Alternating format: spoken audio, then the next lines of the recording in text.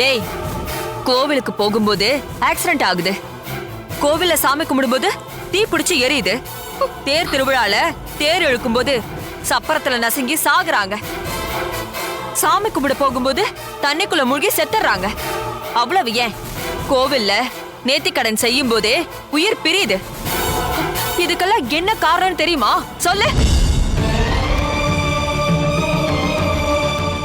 இதெல்லாம் பாவம். பண்ணின பாவம் சும்மா விடாது.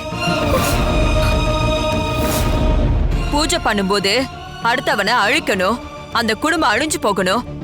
நாம இந்த இடத்துக்கு வரணும்னு நினைச்சு பண்ணாம மனசார செய்யணும். ஏய், இந்த துர்கா அப்படியாடா? அதானே ஜமீன் வீட்டு வேலைக்காரியா வரும்போதே மருமகளா ஆகணும்னு ஐடியா பண்ணா. இப்ப ஜமீன் மருமகளா ஆயாச்சு, அவளுக்கு தானே முதல் மரியாதை. அதுக்குதான் ஐடியா பண்ணா. பேராசையில இப்ப கடவுளே இப்படி அவளுக்கு ஆப்பு வச்சிருச்சு. போது, நிறுத்துங்க. இதுக்கு மேல ஒரு வார்த்தை பேசாதீங்க. தீராத பிரச்சனையும் தீர்த்து வச்சு தீர்ப்பு சொல்ற அந்த ஆத்தா மாசாணி அம்மா மிளகா அரைச்சா போதும், அவ எல்லாத்தையும் மாத்தி வச்சிருவா. மனக்குறைய கொட்டினா போதும், அது எல்லாத்தையும் தீர்த்து வச்சிருவா. எனக்கு நம்பிக்கை இருக்கு.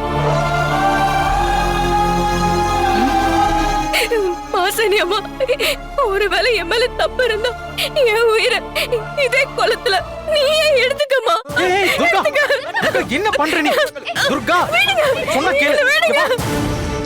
துர்கா, சொன்னா கேளு, பிடிங்க. ஏய், துர்கா, வேணாம். ஏய், என்ன பண்ணிட்டு இருக்க நீ? துர்கா, ப்ளீஸ். துர்கா, கொஞ்சம் அமைதியா இரு.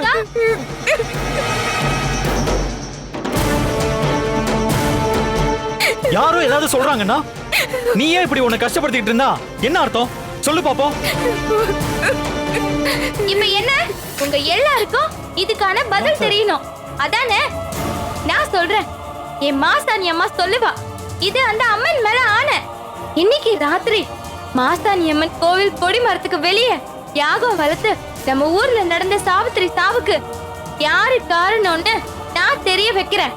இது சத்தியம்.